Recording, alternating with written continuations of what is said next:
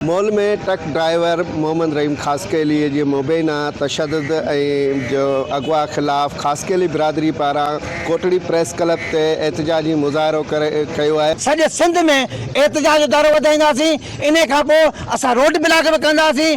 असां सीएम साहब जो ऑफिस जो बि घेरा कंदासीं। असां एसएसपी जामशोरो ऐं तमामु आला अमलदारनि खे अपील था करियूं त सख़्त खां सख़्त कानूनी कार्रवाई करे शरपसंद जे ख़िलाफ़ एफआईआर कढी वञे। असांजो पुरज़ोर मुतालबो आहे एसएसपी जामशोरो खां त उन्हनि ते एफआईआर दाख़िल कई वञे ऐं उन्हनि खे गिरफ़्तार कयो वञे। करणो थो पए त असांजे कोस्तान हिकिड़ो अमन जो खितो जंहिंखे हथरादो जेको आहे सो सरपसंद अनासरनि जेको आहे बर्बाद पिया कनि ग़रीब मिसकिन माण्हुनि खे जेके ग़रीब रोज़गार काठियूं वढे पंहिंजो गुज़र सफ़र था कनि। जी तव्हां उन्हनि जी ॻाल्हि ॿोल ॿुधी। उन्हनि जो इहो चवणु हो त खासकेली मोहम्मद रहीम खासकेलीअ ते बिला जवाज़ तशद्दुद कयो वियो। जेसीं ताईं उन जा जवाबदार गिरफ़्तार ऐं केस दाख़िल नथो कयो वञे तेसीं ताईं खासकेली बिरादरी तरफ़ां ज़िले जामशोरे में सख़्तु एहतजाज करे पूरी सिंध में बि एहतजाज कया वेंदा। कैमरामैन रफ़ीक कोलाचीअ सां गॾु इस्माइल बारी जो सिंध टीवी न्यूज़ कोट।